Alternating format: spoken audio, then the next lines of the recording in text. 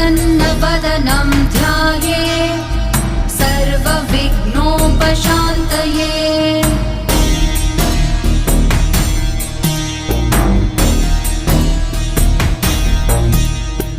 शान्ताकारं भुजगशयनं पद्मनाभं सुरेशं विश्वाधारं गगनसदृशं मेघवर्णं शुभाङ्गम् लक्ष्मीकान्तं कमलनयनं योगिभिर्ध्यानगम्यं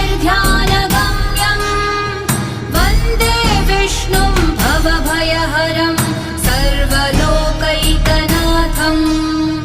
वन्दे विष्णुं भवभयहरं सर्वलोकैकनाथम्।